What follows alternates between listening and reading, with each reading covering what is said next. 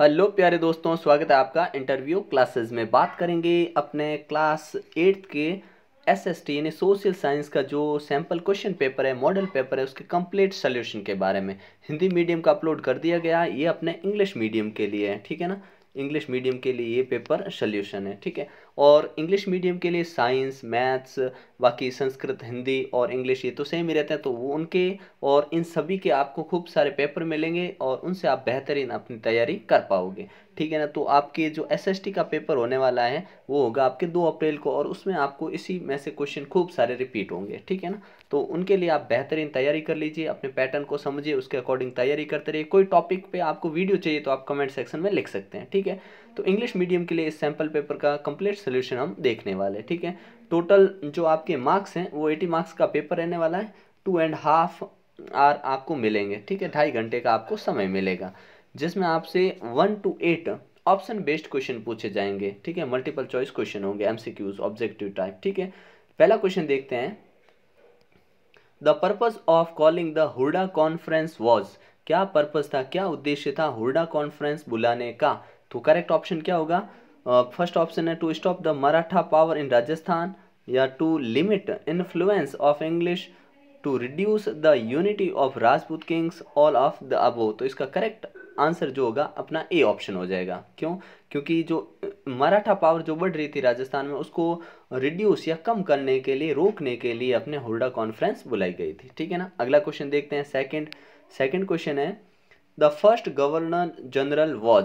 पहले जो governor general था वो कौन था, कौन सा व्यक्ति था? तो आप कहोगे वॉरेन हेस्टिंग्स, ठीक है ना। ऑप्शन कौन सा हो जाएगा? बी करेक्ट हो जाएगा। अगला देखते हैं question number 3। Birsa Munda is related to. Birsa Munda का संबंध किससे है? उत्तर प्रदेश, मध्य प्रदेश, राजस्थान या झारखंड? तो आप क्या कहोगे? झारखंड। यहाँ ऑप्शन डी फिल कर देंगे, ठीक है ना, क्योंकि आपको बुकलेट मिलेगी उसी में आपको आंसर्स लिखने हैं, ठीक है ना। अगला क्वेश्चन देखते हैं। The main function of the judiciary is. यहाँ पे थोड़ा मिस प्रिंट हो गया, ऑफ लिखना था, ठीक है ना। तो क्या होगा? The main function of the judiciary is. Judiciary का मेन फंक्शन क्या होता है? सेटिंग द डिस्प्यूट, मामलों को शांत करना, जुडिशियल रिव्यू करना, या प्रोटेक्शन ऑफ फंडामन, या फिर ऑल ऑफ द अबोव। तो अपने मेन फंक्शन जुडिशरी का क्या होता है? तो आप कहेंगे इसका मेन फंक्शन जो होता है ये सारे, ठीक है। ऑप्शन हो जाएगा डी करेक्ट है, जिसमें सेटिंग द डिस्प्यूट, मामलों को शांत करना, लड़ाई झगड़े रोकना, जुडिशियल रिव्यू करना, फंडामेंटल राइट्स को प्रोटेक्ट करना, ये सारे काम होते हैं उसके, ठीक है ना। अगला देखते हैं। क्वेश्चन नंबर 5 है the head of the ruling party in the Lok Sabha. Lok Sabha की रूलिंग पार्टी का जो हेड होता है उस आदमी को हम क्या कहते हैं? प्रेसिडेंट, प्राइम मिनिस्टर, गवर्नर, या है चीफ मिनिस्टर? तो उसको हम क्या कहते हैं? उसे हम कहते हैं प्राइम मिनिस्टर, ठीक है। ऑप्शन बी फिल कर देंगे यहाँ पे, ठीक है। नेक्स्ट क्वेश्चन है अपना 6th नंबर, जिसमें पूछा है example of the renewable resources are. Renewable का मतलब होता है ऐसे रिसोर्सेज जो वापस हासिल किए जा सकते हैं, ठीक है, जो खत्म नहीं होते हैं, ठीक है ना। तो कौन सा ऑप्शन करेक्ट होगा? पहला सोलर एनर्जी, विंड एनर्जी, या टेंडल एनर्जी? तो इसमें ऑप्शन हो जाएगा डी, ठीक है ना, all of the above, D हो जाएगा करेक्ट, ठीक है। अगला क्वेश्चन है question number 7। Which of the following is not a man made resource. Man made यानी आदमी के द्वारा नहीं बनाया गया संसाधन या रिसोर्सेज कौन सा है? तो आप कहोगे ब्रिज आदमी ने बनाई है, तो इसने बोला नॉट, ये नहीं होना चाहिए, तो ब्रिज तो बनाया है, रोड भी बनाई है, मशीन भी आदमी नहीं बनाई है, नेचुरल गैस नहीं बनाई, तो ऑप्शन इसमें हो जाएगा डी करेक्ट, ठीक है ना। नेक्स्ट क्वेश्चन देखते हैं, क्वेश्चन नंबर 8, जिसमें पूछा गया है कि which tribal of Rajasthan has been included in the list of primitive tribal groups by the government of India। Government of India ने कौन सी प्राइमिटिव, बहुत ही पिछड़ी हुई जो जनजाति है, उसको शामिल किया है? किसके अंदर शामिल किया? प्रिमिटिव ट्राइबल ग्रुप के अंदर किसको शामिल किया गया? भील को, गरासिया को, मीना को, या शहरिया को? तो किसको शामिल किया इनमें से, ऑप्शन में से? तो आप कहोगे शामिल किया गया शहरिया को, ऑप्शन डी करेक्ट हो जाएगा, ठीक है ना।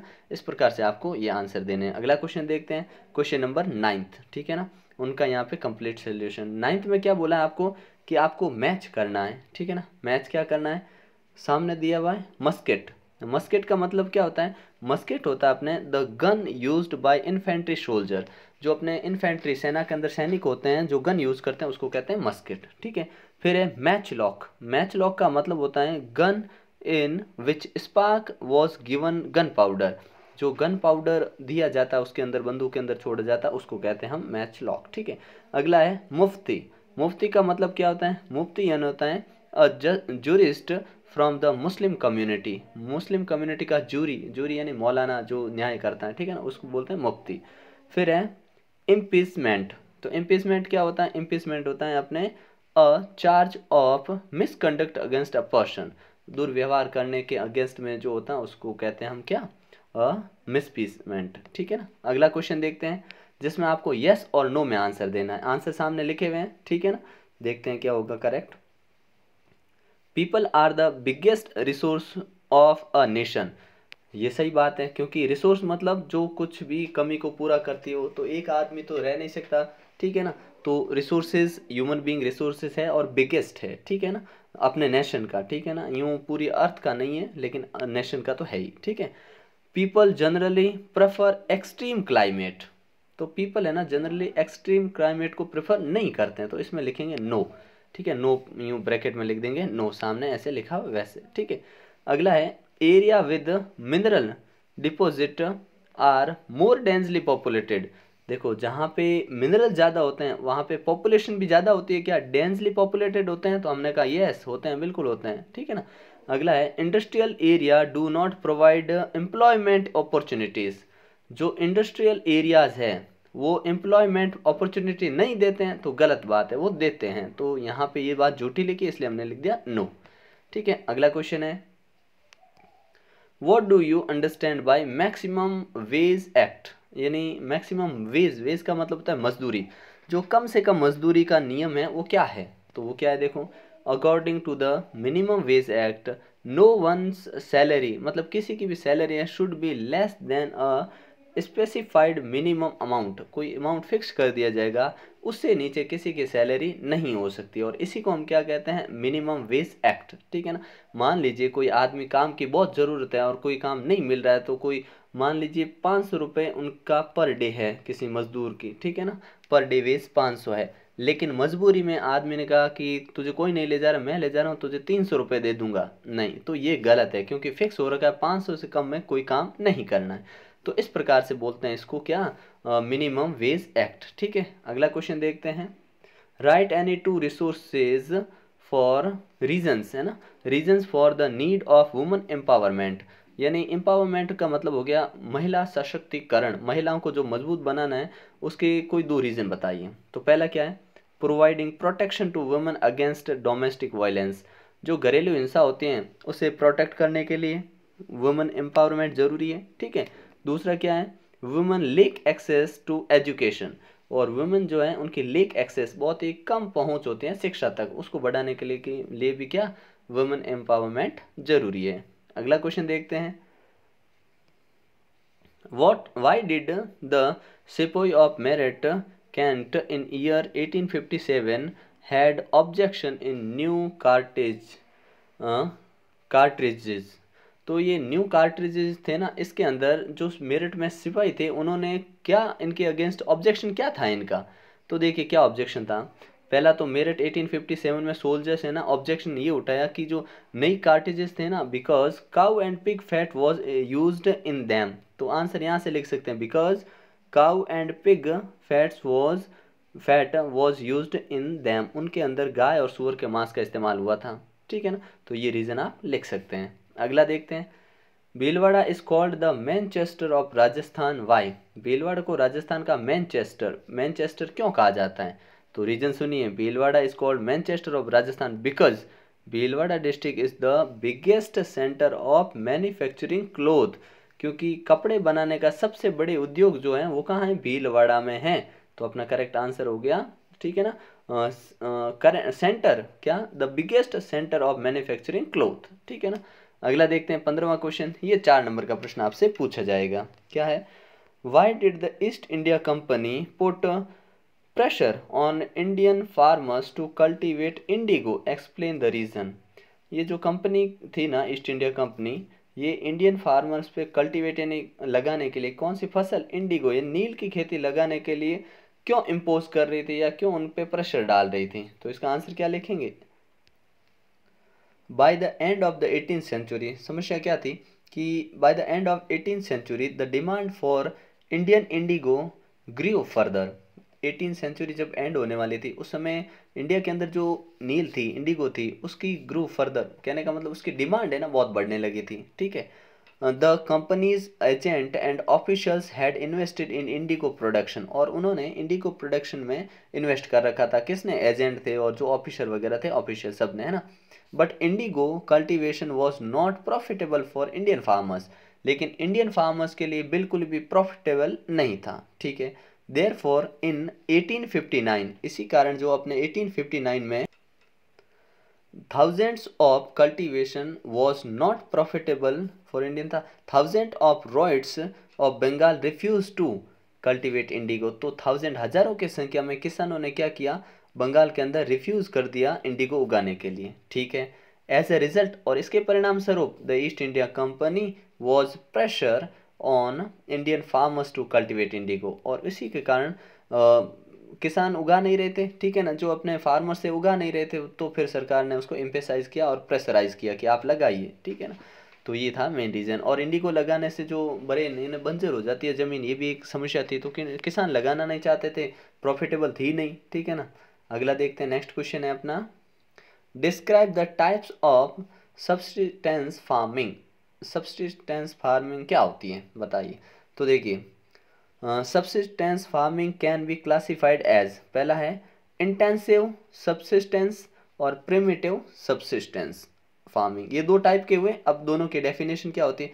इंटेंसिव सब्सिस्टेंस फार्मिंग या agriculture, in this agriculture the farmer cultivates more than one crop in a small plot of land using simple tool more labor।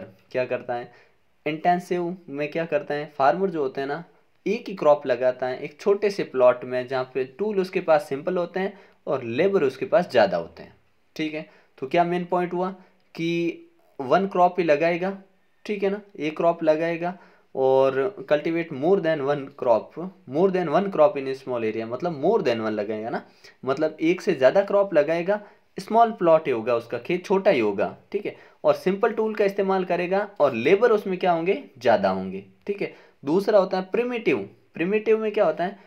This includes shifting cultivation, इसके अंदर shifting cultivation आता है, जहाँ पे एक जगह सारा कुछ जलाया, खेती की, शिफ्ट कल्टीवेशन किया, फिर 2-4 साल में वहाँ पे ज़मीन खराब हुई, आगे चले गए। ठीक है, और इसको नोमेडिक हर्डिंग भी कहते हैं। नोमेडिक यानी घूमंतु, घूम के जो खेती वगैरह करते हैं ना, उनको कहते हैं। जानवर चराना हो गया, ऐसा इसमें आता है। ठीक है, तो ध्यान रखना, क्या इंटेंसिव में क्या होगा कि more than one crop in small area, small plot. ठीक है, यूजिंग सिंपल टूल मोर लेबर।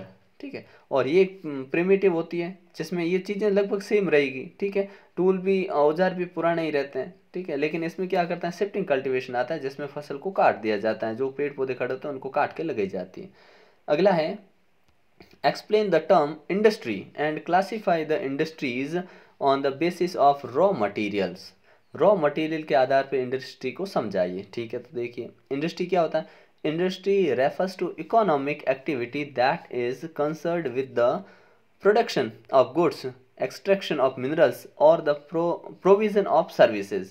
एक कंपनी क्या होती है, इंडस्ट्री क्या होती है? जो इकोनॉमिकल एक्टिविटी के लिए लगाते हैं, मतलब पैसा कमाने के उद्देश्य से हमने लगाई है। ठीक है, दूसरा इसका काम होगा production of goods, extraction of minerals, जो सामान बनाएगी, मिनरल्स ज़मीन से निकालेगी, और प्रोविज़न ऑफ सर्विस, मतलब सर्विस सेवाएं प्रदान करेगी। ठीक है, और raw material based on industry. अब इसको रॉ मटेरियल कहाँ कहाँ से मिल सकता है? तो देखिए क्या लिख सकते हैं हम कि इसको रॉ मटेरियल मिलने के लिए पहला एग्रो बेस्ड इंडस्ट्रियल। ठीक है ना, एग्रो बेस्ड यानी एग्रीकल्चर से बेस्ड उसको मिल जाएगा। प्लांट हो गया, एनिमल बेस्ड प्रोडक्शन हो गया, और रॉ मटेरियल हो गया। एग्जाम्पल कॉटन टेक्सटाइल हो गया, डेयरी टेक्सटाइल। कॉटन में क्या चाहिए? कॉटन में ये प्लांट काम आते हैं, और डेयरी में क्या आता है? एनिमल बेस्ड प्रोडक्शन काम आते हैं। ठीक है, तो एक एग्रो बेस्ड हो गया। दूसरा मिनरल बेस्ड, इसमें क्या होता है? These are primary industries that use mineral ore or their raw material, for example the iron and steel industry। इसमें क्या होता है? आयरन और स्टील इंडस्ट्री के अंदर मिनरल चाहिए जो कि ज़मीन से निकाले जाते हैं, है ना। अगला है मरीन बेस्ड इंडस्ट्री। इसमें क्या होता है? These industries use products from the sea and ocean as raw material। ये किस पे डिपेंड होती है? जो सी से या ओशियन से रॉ मटेरियल मिलता है, जैसे फिश और ऑयल इंडस्ट्री हो गया, ये फिश पे डिपेंड रहते हैं, ठीक है ना। और लास्ट है अपना फॉरेस्ट बेस्ड, इसमें क्या होता है, फॉरेस्ट पे डिपेंड रहते हैं, फॉरेस्ट प्रोडक्ट्स होते हैं, रॉ मटेरियल उनका उपयोग करते हैं, जैसे पल्प, पेपर इंडस्ट्री, ठीक है ना। अगला क्वेश्चन देखते हैं 18। यहाँ पे आपने कि imagine that you were born in a poor family in 1855 decade. आप 1850 में एक पुराने परिवार में, गरीब परिवार में पैदा हुए हैं। At that time give to opinions on school run under government, government चलाते थे उस समय, कौन से 2 नियम चलते थे, आपकी राय बताइए, ठीक है। तो देखो, at that time government regulate school started going government grants, उस समय सरकारें अपने अनुमति से, मतलब अपने हिसाब से सरकारें स्कूलें चलाती थी, ठीक है, रेगुलेट करती थी उनको, ठीक है। The authorities demands in these school was the children should come to school regularly, और अथॉरिटीज सोचते थे कि बच्चे रेगुलर आए, but if children were poor families could not come to school during the harvest season because they had to go to work in the field. किसानों के बच्चे भी आते थे, गरीब परिवार से भी आते थे, लेकिन वो सीजन, मतलब जब अपने हार्वेस्ट का सीजन होता, फसल काटने का समय होता, तो वो बच्चे नहीं आ पाते थे क्योंकि वो काम पे लग जाते थे। Then it was considered indiscipline, this affected their studies, और माना जाता है ये डिसिप्लिन नहीं है और इससे उनकी पढ़ाई खराब होती है, ऐसा कुछ चलता था पुराने समय, ठीक है। अगला क्वेश्चन है, इसी के अंदर दूसरा पूछा गया है क्या, half of the children taking admission in primary schools leave their schools for further studies, why, give two reason। बच्चे जो होते हैं एडमिशन लेते हैं प्राइमरी में, लेकिन हायर स्कूल में जाते जाते पढ़ाई छोड़ देते हैं, ऐसा क्या कारण है। तो पहला कारण ये हो सकता है, children from poor families are not able to continue their study due to financial inability. तो पहला तो रीज़न हो गया, बच्चे गरीब परिवार से आते हैं, फाइनेंशियल इनएबिलिटी होते हैं, उसके कारण स्कूल छोड़नी पड़ते हैं। दूसरा है due to the lack of schools in remote rural area, एक होता था कि रिमोट रूरल एरिया में बड़ी स्कूलें नहीं होती थी, जैसे 5वीं तक है तो बच्चा पढ़ लिया, फिर उसको बाहर जाना पड़ता तो दिक्कत होती थी।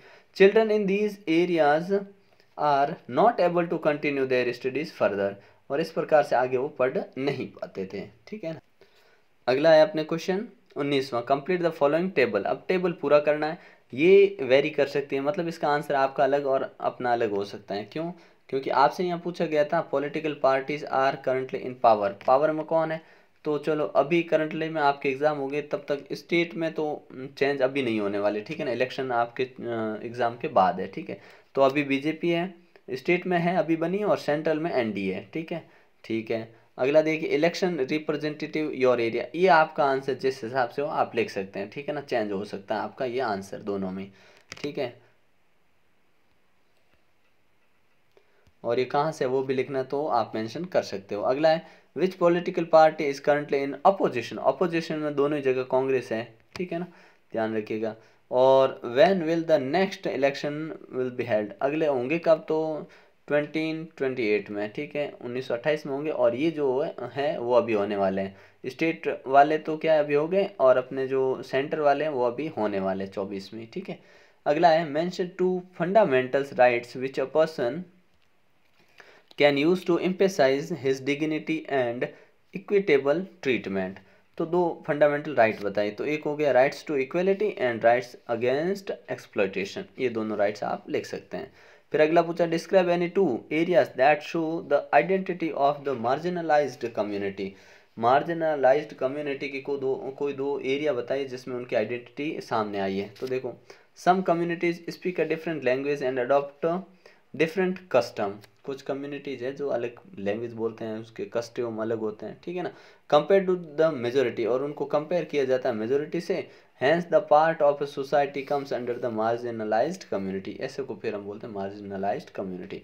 सम पीपल फील मार्जिनलाइजेशन या marginalized because they are seen as lesser human being than the rest because of being considered lower in social status due to poverty, कुछ गरीबी का कारण भी ऐसे नज़र आते हैं, ठीक है। 21वें में आपको मैप करना है, ठीक है, तो मैप वाली जगह कोई आपके लिए मुश्किल नहीं, आपको बाड़मेर, भरतपुर, पाली और बांसवाड़ा पूछा गया है, ठीक है ना।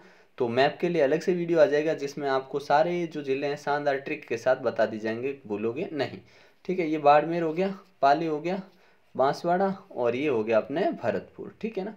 अगला देखते हैं क्वेश्चन, आपको इसमें अटेम्प्ट एनी 2 क्वेश्चंस, 3 दे रखे हैं आपको, कोई 2 अटेम्प्ट करने हैं, ठीक है ना। 8 मार्क्स के 4 मार्क्स के क्वेश्चन रहने वाले हैं। पहला देखो, write down your opinion on success and failure of the 1857 revolution. 1857 revolution में क्रांति में आप अपने बताइए तरीके जिसके कारण ये फेल हो गया। तो पहला रीज़न हम क्या लिख देंगे कि failure of the revolution in 1857, the revolution of 1857 did not succeed in its objective of removing British power of India due to the repressive policy of the British and premature start of the revolution। ठीक है ना, ये लिखेंगे हम यहाँ। ठीक है, तो क्या लिखेंगे कि रिवॉल्यूशन था एक तो टाइम से पहले शुरू हो गई, और non cooperation by the king, king ने साथ नहीं दिया जो राजा थे, lake of resources and lake of central leadership, central leadership भी बहुत कमज़ोर थी। बहादुर शाह जफर उस समय बहुत ही बूढ़े व्यक्ति थे, ठीक है ना। अगला है कि the success of the revolution of, अच्छा इस रिवोल्यूशन होने से हमें क्या फ़ायदा हुआ, नुकसान तो ये हुआ, फ़ायदा क्या हुआ, फ़ायदा हुआ as a result of revolution the British rule had to change some of its policies, कुछ पॉलिसी उनको चेंज करनी पड़ी, उनको लगा कि अब कुछ और रहना है करना है यहाँ पे, तो पॉलिसी चेंज करनी पड़ेगी। Such as accepting the practice of adoption as a form of succession, जैसे गोद लेने की प्रथा को मानना पड़ा। Increasing the proportion of Indian soldiers in the army, और प्रोपोर्शन जो था इंडियन सोल्जर आर्मी उसको इंक्रीज करना पड़ा, ठीक है ना। ये कुछ नियम उन्होंने लेके आए। दूसरे में राइट डिटेल लिखनी है आपको कि गांधी जी ने फ्रीडम के लिए क्या क्या किया। तो गांधी जी के बारे में जितना लिखो उतना कम है, ये पॉइंट्स पढ़ें आप, यहाँ से आराम से वीडियो को पॉज करके पढ़ सकते हैं, ठीक है ना। फिर रोलेट एक्ट के बारे में लिखना है, रोलेट एक्ट नहीं लिखना है, रोलेट सत्याग्रह के बारे में लिखना, तो ये गांधी जी ने चलाया था, ठीक है ना, 1919 में, ठीक है, तो ये आप लिख सकते हैं। फिर है बायोस्फीयर और इकोसिस्टम, ये समझिए, ये इंपॉर्टेंट है, ठीक है ना। तो देखिए, natural vegetation and wild life exist only in the narrow zone of contact between the lithosphere and hydrosphere and atmosphere which we call the biosphere. Biosphere has 3 component, biotic component, abiotic component और energy component, ठीक है ना। जिसमें जितने भी वनस्पति और wild life जितने भी जीव रहते हैं उसको हम बोलते हैं बायोस्फीयर, ठीक है। अबायोटिक मतलब जो अबायोटिक में नॉन लिविंग आए, बायोटिक में लिविंग थिंग आए, और एनर्जी कंपोनेंट, ये 3 कंपोनेंट होते हैं। अब इकोसिस्टम आता है, तो इकोसिस्टम लिविंग बीइंग जितने भी हैं इसके अंदर आते हैं, जो कि इंटर रिलेटेड और inter dependent on each other for the survival of the biosphere. ये सभी मिल के एक दूसरे इकोसिस्टम में रहने वाले एक दूसरे को लाइफ सपोर्टिंग सिस्टम देते हैं, डिपेंड रहते हैं, ठीक है ना, ये आप लिख सकते हैं। अगला क्वेश्चन और में है, ठीक है ना, लैंडस्लाइड क्या इसका पूछा, यहाँ से आप लिख सकते हैं, ठीक है। नेक्स्ट क्वेश्चन है अपना, जिसके अंदर आपको कॉन्स्टिट्यूशन और इसकी क्या रीज़न है, explain the reason for the need of constitution, क्यों चाहिए, ठीक है ना। तो ये थोड़ा इंपॉर्टेंट क्वेश्चन है, ध्यान दीजिएगा। A constitution helps serve as a set of rules, ये क्या एक सेट ऑफ रूल्स होता है, ठीक है, प्रिंसिपल्स, ठीक है, that all person in country can agree upon the basis of the way in which they want the country to be governed. जिस सरकार को वो चाहते हैं वो जो भी है सारा संविधान के अनुसार ही अपने देश में चलता है, ठीक है। अब इसकी जरूरत क्यों है, तो खूब सारे कारण है, आपको कम से कम 3 कारण आने चाहिए। It is define the nature of the countries political system, political system को ये बनाता है, ठीक है। और क्या करता है, it lays out certain ideas that from the basic of the king of country that we as citizen aspire to live in, ठीक है। एक ऐसे देश का निर्माण करता है जहाँ पे किस प्रकार की सरकार होगी ये इस पे डिपेंड करता है। लोगों को उनकी चुनने की क्षमता देता है, अपने पॉलिटिशियन में किसको वो अपना लीडर चुनना चाहते हैं, ठीक है ना। इस प्रकार से पॉइंट्स लिखे हुए, इनको आप पढ़ लीजिएगा, नहीं तो इसके और वाला भी क्वेश्चन आप कर सकते हैं, ठीक है। 25th क्वेश्चन जिसमें आपको जियोग्राफिकल दिया हुआ है, ठीक है। इसके अनुसार आपको जियोग्राफिकल में आपको बताना है कि कौन सी खास बातें हैं जो आप यहाँ से नोट कर सकते हैं, और रोड सेफ्टी के बारे में डिटेल में दे रखा है, तो यहाँ से आप पढ़ सकते हैं। इस प्रकार ये अपना पेपर है, इसमें भी कोई दिक्कत रहती है तो आप कमेंट सेक्शन में पूछ सकते हैं, ठीक है ना, आपको सभी का आंसर दिया जाएगा, ठीक है। मिलते हैं नेक्स्ट पार्ट में, आपको सारे सब्जेक्ट के जो पेपर है ना वो मिलेंगे, ठीक है ना, जिसमें इंग्लिश मीडियम के हिंदी मीडियम के सब हैं, ठीक है। चलिए मिलते हैं नेक्स्ट पार्ट में, तब तक के लिए जय हिंद जय भारत।